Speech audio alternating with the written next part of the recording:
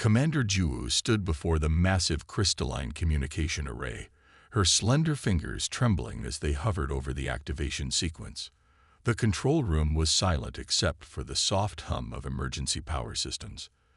Through the viewport, she could see the orange glow of distant fires as the first wave of Devourer scouts breached the outer atmosphere. "You risk more than just your position with this action," Elder Taya warned, his ancient voice cracking with emotion. "The Council has forbidden contact with uncharted systems. We accept our fate with dignity." Juwu turned to face the Elder, the last light of Lyria's setting sun catching the ceremonial marks on her face.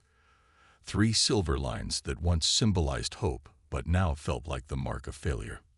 "With respect, Elder, I cannot accept extinction with dignity," she replied. "Not when there might be hope somewhere in the stars." The Narian civilization had thrived for 16,000 cycles, masters of biological engineering and symphonic mathematics.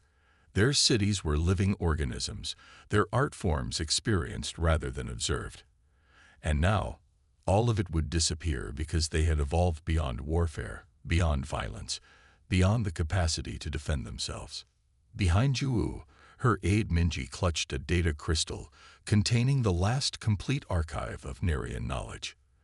"The evacuation ships can only take 10% of our population," she whispered, "and the Devourers will follow them." Juwu nodded grimly. The Devourer Armada wasn't interested in resources or territory. They consumed consciousness itself, the neural energy of thinking beings, leaving only empty shells behind. In 3 centuries of expansion, they had never negotiated, never shown mercy. With sudden resolve, Juwu pressed her palm against the activation crystal. The array hummed to life, its translucent surfaces pulsing with blue energy. "I am sending an unfiltered signal," she announced, ignoring the gasps from the other officers. "Not just to our allies, but to every system capable of receiving it, including the restricted zones."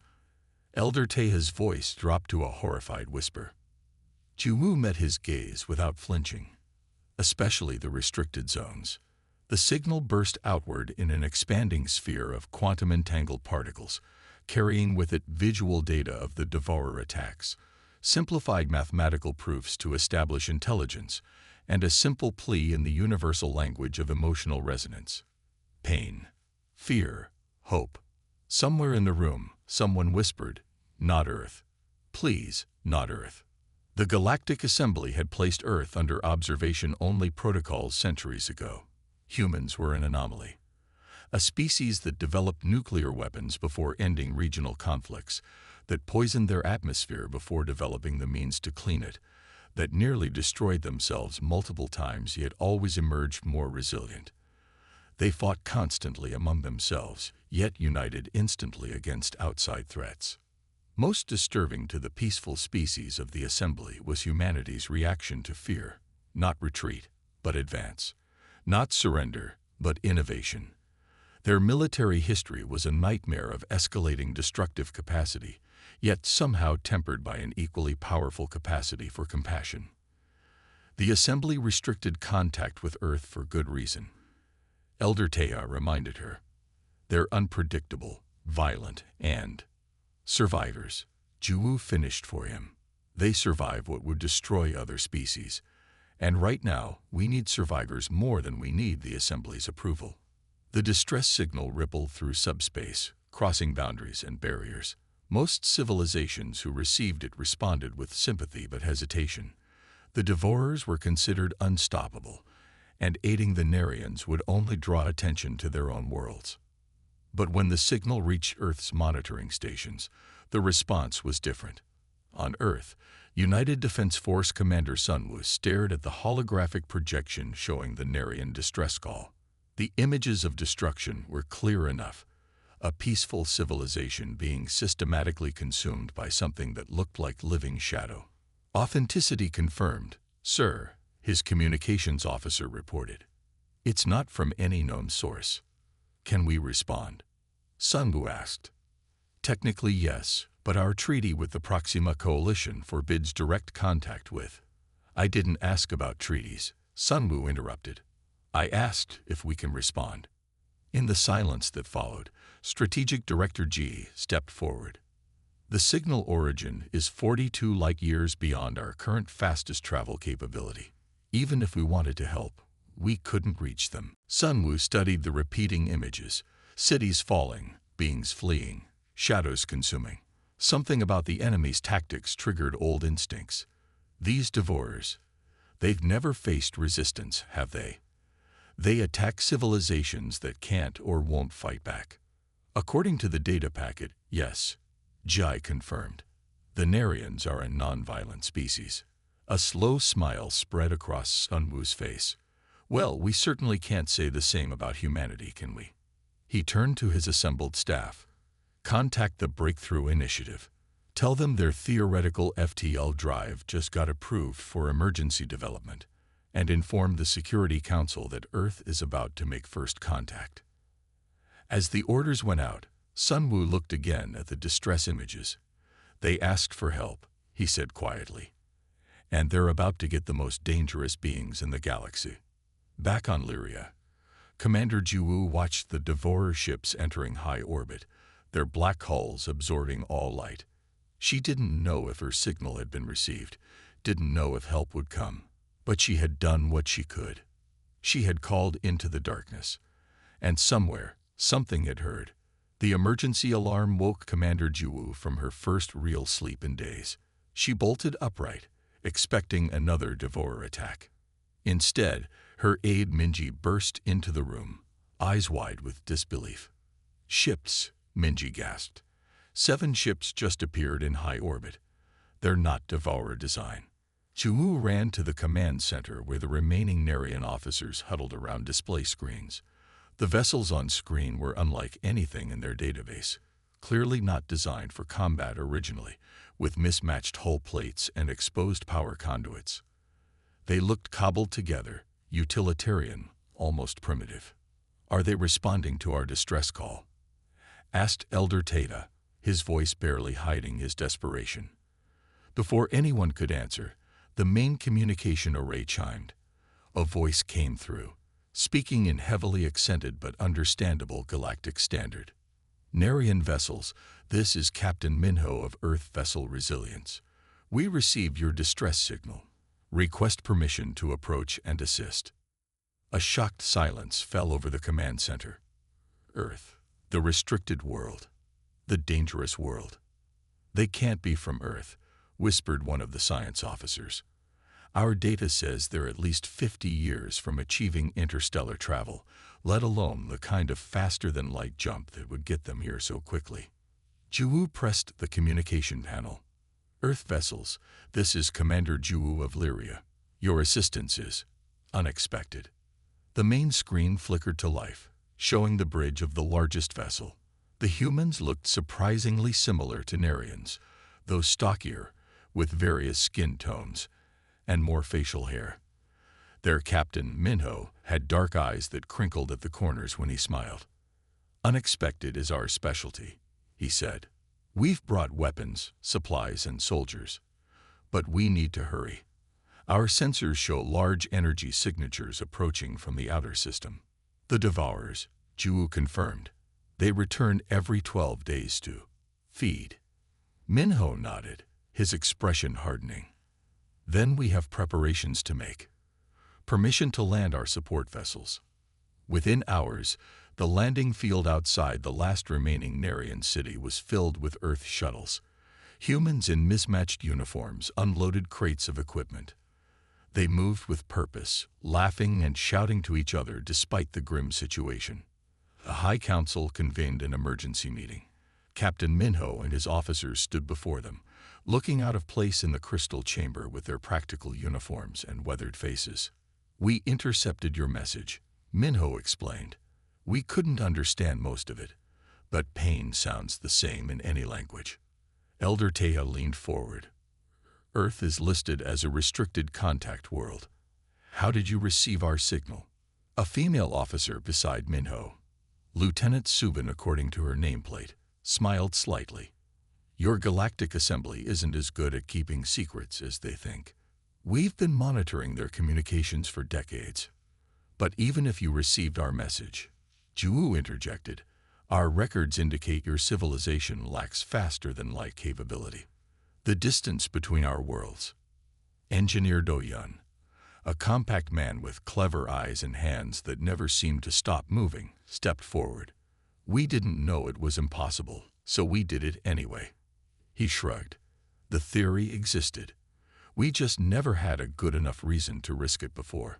The council members exchanged concerned glances. They had called for help out of desperation, but these humans were something entirely unexpected. Your ships, Ju observed. They weren't built for war. The Resilience was a mining vessel, Minho confirmed. The others were science ships, cargo haulers. We retrofitted them with experimental shield technology and weapon systems. You modified civilian ships for combat in 3 months, asked a stunned council member. 2 months, Do-yun corrected. The first month was spent arguing about whether we should come. After the council meeting, Ju walked with Minho through the wounded city. Devourer attacks had left entire sections in ruins. They passed evacuation centers where thin, frightened Narians looked up with hollow eyes. Our people were never meant for war, Ju explained. Our entire civilization is built on harmony and creation. Minho nodded. That's why you're worth saving. They reached a viewpoint overlooking the landing field where human soldiers were teaching Narian volunteers how to use simple weapons. The training seemed chaotic to Ju, with shouting and demonstrations rather than the careful theoretical education Narians preferred. Your methods seem disorganized, she observed. Minho laughed. Humans thrive in chaos. It's where we do our best work. He turned serious. The Devourers have never faced an enemy that fights back, have they? No. Most civilizations advanced enough for them to target have evolved beyond violence. Well, humanity hasn't, Minho said grimly. And that might just save you. That night, as the humans set up defense perimeters and weapon platforms, Ju found Engineer Do-yun working on a Narian power node, somehow improving its output with improvised parts. Why did you come? She asked him directly. Your world wasn't threatened. Do-yun paused, wiping his hands on his uniform. Because someone asked for help, he said simply. And because everyone else told us it couldn't be done. He grinned suddenly. Humans have a hard time resisting either of those things. As dawn broke over Lyria, the first detection systems began to sound. The Devourer ships were returning, right on schedule, expecting to find a weakened, helpless civilization ripe for consumption. Instead, they would find humanity, a species that had rushed across impossible distances to fight an enemy they'd never met, for people they'd never known, simply because they were asked. Captain Minho stood motionless before the holographic display as the Narian data transfer completed. The images were devastating. Entire worlds reduced to lifeless husks, civilizations wiped out in days. His expression remained neutral, but the muscle twitching in his jaw betrayed his horror. Play it again, he requested quietly. Dr. Hyun, the mission's xenobiologist, nodded grimly and restarted the footage. The recording showed a thriving city on a neighboring system. In just hours, dark ships descended, and shadow-like tendrils reached from them. The affected population didn't flee. They simply stopped, eyes wide, as something invisible was pulled from them. Their bodies remained standing, empty shells with vacant stares. They don't kill in the traditional sense, Dr. Hyun explained to the assembled human officers and Narian representatives. They extract consciousness, awareness, sentience, whatever you want to call it, directly from the nervous system. They're essentially psychic vampires on a cosmic scale, she continued, brushing a strand of hair from her face. They consume the energy of thought itself. Lieutenant Commander Shunho leaned forward. And the bodies. They continue biological functions for a time, explained Elder Taya, but with no consciousness driving them. Eventually, they simply stop. The room fell silent as the implications sank in. This wasn't conventional warfare. This was something ancient and primal, the consumption of thinking beings. How do they do it? Asked Engineer Doyun, already sketching designs on his tablet. Is it technology? A natural ability? Some kind of radiation? Commander Jiwoo shook her head. We don't know. Our scientists never had a chance to study the process before. She trailed off. Captain Minho tapped the table, bringing focus back to the meeting. What are their weaknesses? Every predator has a vulnerability. The Narians exchanged confused looks. Captain, Elder Teha said gently, perhaps you don't understand. The Devourers have consumed 12 advanced civilizations. None found a weakness. None tried, countered Lieutenant Subin. Your records show all previous victims were peaceful species who couldn't or wouldn't fight back. Dr. Hyun's eyes suddenly widened with realization. That's it. They've never faced resistance. Their hunting pattern is to target advanced, peaceful civilizations. They've never had to develop defenses because they've never needed them. The meeting shifted to planning mode. The humans began repurposing their ships' mining equipment into defensive weapons. Massive drills became ground-based cannons. Asteroid-breaking charges were reconfigured into mines. Radiation shielding was converted to defensive barriers. Commander Jiwoo watched in amazement as humans worked without breaks, their energy seemingly endless. They argued constantly. Shouting matches that would have marked the end of Narian partnerships became, for humans, simply how they refined ideas. On the third day of preparations, Chief Mathematician Q approached Captain Minho with a datapad. Sir, I've calculated our odds of success based on known devourer capabilities and our current defenses. Minho looked up from the tactical display. Let's hear it. 2.7%, Q stated flatly. The nearby humans fell silent. Then Lieutenant Commander Junho began to laugh. A genuine, from the belly laugh that echoed through the command center. Those are better odds than humanity's faced before, he said, clapping the confused mathematician on the shoulder.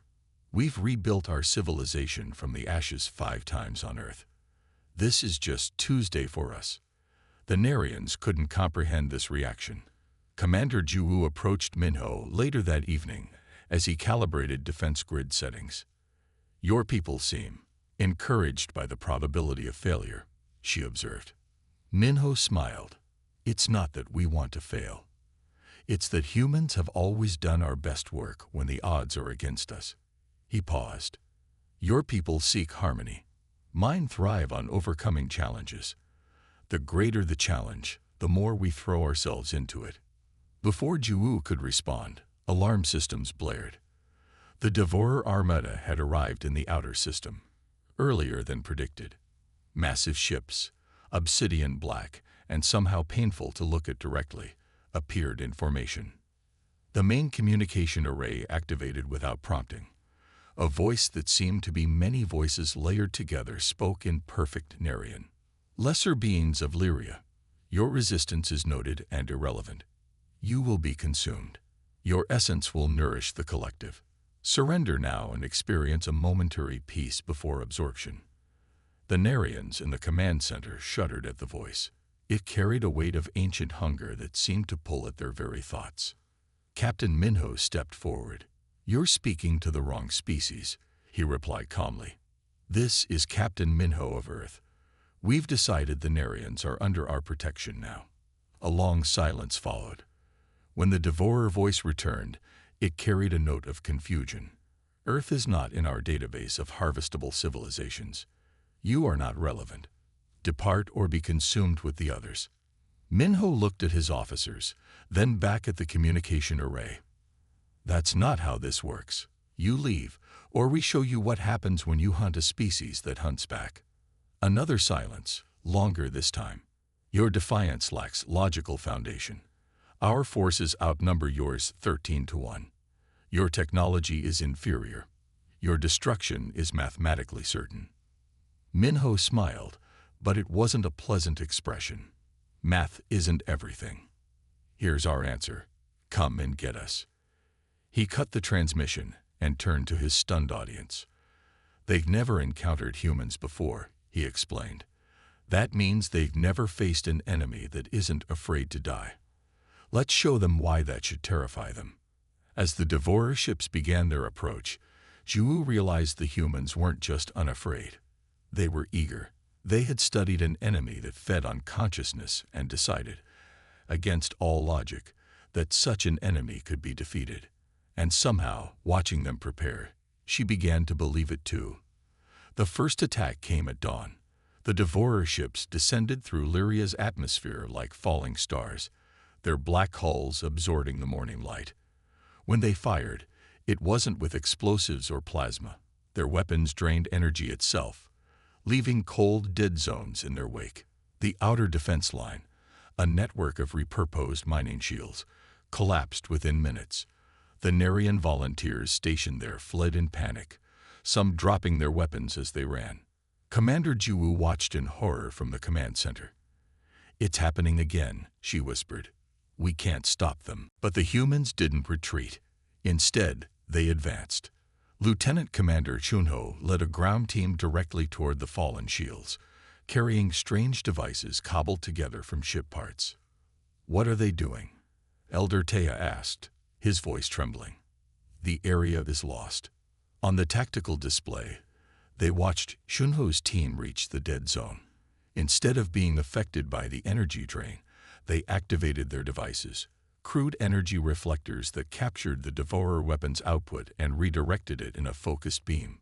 "It's working," Engineer Doyan shouted into his communicator. "The feedback is disrupting their drainage field."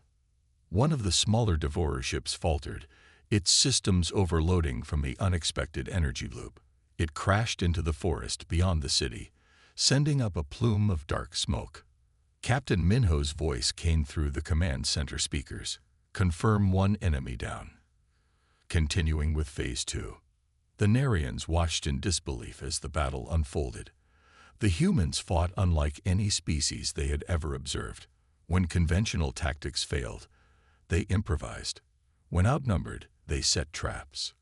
When outgunned, they used the environment itself as a weapon. 3 human ships deliberately crashed into Devourer vessels, their crews evacuating at the last second in tiny escape pods. The resulting collisions created gravitational disruptions that pulled 2 more enemy ships out of formation. "They're sacrificing their ships," said Zhu in shock. "Ships can be rebuilt," replied Dr. Hyun, who was monitoring neural patterns from captured Devourer technology. "What's fascinating is the enemy's reaction. They've never experienced resistance before. The neural patterns suggest confusion, possibly even fear." By midday, the battle had reached a stalemate.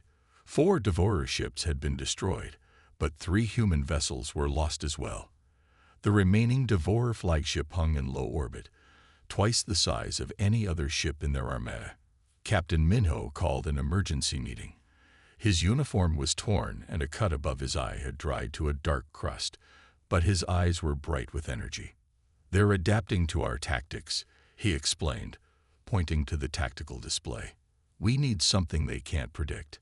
I'm proposing Operation Thunderstorm."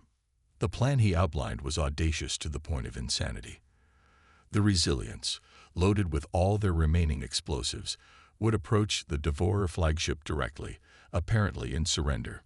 Once inside the enemy's defensive perimeter, they would detonate the charges, destroying both ships. The resulting energy release should disable their remaining vessels, Minho concluded. But Zhu struggled to find words. "That's suicide. The Resilience is your main ship. You would die." Minho nodded simply. "Yes, I'll lead the mission," volunteered Lieutenant Subin. "No," said Minho firmly. "I'll do it myself." "Why?" asked Zhu, unable to comprehend such a decision. "You're the commander. You're needed here." Minho's expression softened. "Humans don't ask others to die for causes we wouldn't die for ourselves," he explained. "That's our strength. That's why we'll win." Elder Teha shook his head in wonder. "Your people are unlike any we've encountered." As preparations for the final assault continued, Zhu found herself working alongside the humans, learning their methods. They taught Narian volunteers to fight in ways their peaceful civilization had never imagined, not with advanced technology, but with cunning and determination. From a high observation point, Elder Tata and other council members watched human soldiers engage a devourer ground unit. The humans moved with a strange mix of discipline and wild abandon, shouting and even laughing as they fought. "They're not just fighting," whispered the elder, eyes wide. "They're enjoying it." When the time came for Operation Thunderstorm, the remaining humans and Narians gathered to see the Resilience off. Captain Minho stood at the boarding ramp, saying goodbye to his crew. Many would stay behind to coordinate the ground defense. Engineer Doyun approached with a modified device. "I've improved the detonator," he said. "It should give you an extra 30 seconds to reach the escape pod." Minho took the device, but his expression was resigned. "We both know I won't be using an escape pod." Juwu stepped forward suddenly. "I'm coming with you." Minho shook his head. "Your people need you here." "My people need to learn what you've shown us," she countered. "That some things are worth fighting for, worth dying for." As the Resilience lifted off, Juwu stood at the viewport beside Minho, watching her world grow small below them. The massive Devourer flagship loomed ahead, dark and threatening. "Are you afraid?" she asked him. Minho considered the question. "Yes," he said finally. "But fear doesn't stop humans. Sometimes it pushes us forward." The Resilience accelerated toward the enemy, a small light against the darkness, carrying the hopes of two civilizations and a message the Devourers had never encountered before. Some prey fights back. The blinding light of the explosion burned across Lyria's sky like a second sun. For 3 days after the Resilience struck the Devourer flagship, debris rained down, creating spectacular light shows each night. No one expected survivors from the suicide mission. The smaller human vessels fought on, taking down the remaining Devourer ships one by one until the last enemy fell. When the battle ended, the surviving Narians emerged from shelters to find their world change. Parts of their beautiful crystal cities lay in ruins, but for the first time in months, they walked without fear. The humans had done the impossible. On the 7th day after the battle, a small emergency pod crashed in the central lake. Inside, barely alive but still breathing, were Captain Minho and Commander Juwu. "How?" asked Dr. Hyun as she treated Minho's severe burns in the medical center. Minho's cracked lips formed a weak smile. "Engineer Do-hyun's modifications to the detonator gave us just enough time to reach the emergency pod." Juwu remembered an escape route through the Devourer ship's energy vents. He closed his eyes. "We were lucky." "Luck had nothing to do with it," Juwu said from the next bed. "You refuse to accept death as inevitable. That's the human way, isn't it?" As they recovered, the remaining human ships began repairs. Of the original 23 vessels, only 7 remained functional. The human crew should have been devastated by such losses, yet they held celebration feasts with the Narians, singing songs and sharing stories of their fallen comrades. Elder Tata found this behavior puzzling. "Your fleet is decimated," he said to Minho during one such gathering. "Yet you celebrate as if you've won a great victory." "We have," Minho replied, raising his cup. "On Earth, any day you live to fight again is a victory. Our ships can be rebuilt. Our dead are honored by our survival." The Narian High Council convened to decide their future. For the first time in their long history, they faced a fundamental shift in their philosophy. The peaceful, harmonious existence they had cultivated for millennia had nearly led to their extinction. "The humans have shown us another way," said Elder Taya. "Not to abandon peace, but to be willing to defend it." The Council voted unanimously to establish permanent diplomatic relations with Earth, the first time they had gone against the Galactic Assembly's restrictions. Representatives from neighboring systems arrived quickly, concerned about this development. "They're dangerous," cautioned the ambassador from the Proxima Alliance, a tall, thin being who spoke with flowing hand gestures. "Humans are unpredictable, violent, and technologically aggressive. The assembly restricted contact for good reasons. Chu, now elevated to High Commander of the reformed Narian Defense Force, listened patiently to these warnings. When the ambassador finished, she smiled. Yes, she agreed. That's precisely why we need them as allies rather than enemies. In the weeks that followed, human engineers worked alongside Narians to develop defensive systems. But more important than the technology was the philosophy they shared, the human concept that determination could overcome statistical impossibility, that sacrifice had meaning, and that fighting for others could be as natural as fighting for oneself. Young Narians began to adopt human mannerisms, their direct speech, their physical expressions of emotion, their willingness to challenge authority with new ideas. Some elders worried about these changes, but most saw them as necessary evolution. The day the human fleet prepared to return to Earth, thousands of Narians gathered at the landing field. Captain Minho, still walking with a slight limp from his injuries, said goodbye to Ju. "We'll return with a proper diplomatic mission," he promised. "And trade agreements. Earth has much to learn from Narian biological science." Ju clasped his hand in the human way he had taught her. "And we have much to learn from Earth's resilience." As the human ships rose into the atmosphere, a young Narian child asked Ju, "Will they come back if we need them again?" "Without hesitation," she answered. "That's what makes them both wonderful and terrifying." Throughout the galaxy, word spread quickly of the primitive species that had defeated the Devourers, creatures that had fed on consciousness for centuries without challenge. Messages began arriving on Earth from distant civilizations.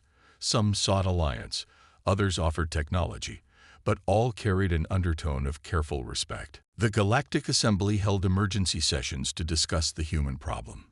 Some advocated for stricter containment, while others suggested formal recognition and membership. "They're too dangerous to be allowed free travel among peaceful species," argued one representative. "They're too dangerous not to have as allies," countered another. 6 months after the Battle of Lyria, Earth received an official communication from the Assembly, the first formal acknowledgement of humanity's place among the stars. The message was carefully worded, offering limited diplomatic status and restricted travel rights. Earth's response was typically human. They accepted the offer while simultaneously launching a dozen new exploration vessels to regions outside Assembly jurisdiction. In distant corners of the galaxy, a new protocol quietly emerged among threatened civilizations. When facing extinction, when all logical options were exhausted, when hope seemed mathematically impossible, call the humans. For in the cosmic ledger of dangerous species, humanity had earned a new distinction. They don't know how to lose. The end.